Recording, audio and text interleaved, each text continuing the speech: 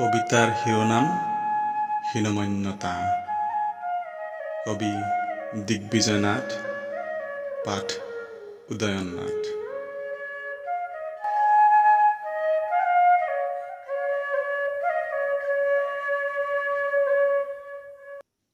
ক্ষুদ্ৰপুত্ৰ একলব্যৰ সোঁহাতৰ বুঢ়া আঙুলিটো গুৰুদক্ষিণাৰ তোলাচনীৰে দ্ৰোণাচাৰ্যই হস্তগত কৰা কথা, চণ্ডালৰাজ সম্বুকক বেদ পাঠৰ বাবে মৃত্যুদণ্ডেৰে দণ্ডিত কৰা ভগৱান শ্ৰীৰামচন্দ্ৰ, পৰামৰ্শদাতা ঋষিবৰ বশিষ্ঠৰ কথা,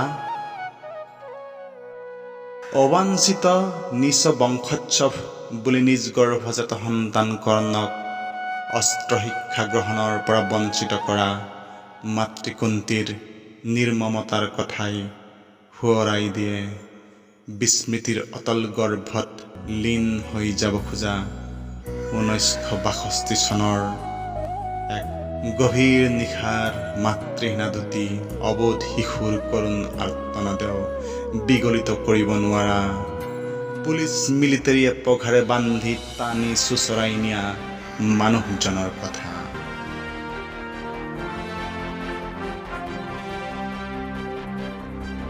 তেজপুৰৰ ৰাজআলিৰ সৰু-বৰ শিলাপৃষ্ঠত লাগি থকা তেজৰ চেকুৰাবোৰক লৈ অনিচ্ছা সত্ত্বেও প্ৰতিবাদৰ শব্দ, সন্মানৰ আখৰা পাতিবলৈ প্ৰয়াস নকৰা বৰ্ণহিন্দুৰ পোচাকধাৰী দেশৰ কাণ্ডাৰী পণ্ডিত প্ৰবৰ হবৰ কথা কৰ্মত প্ৰতিফলিত হয় চৰম হীনমন্যতা, চৰম হীনমন্যতা।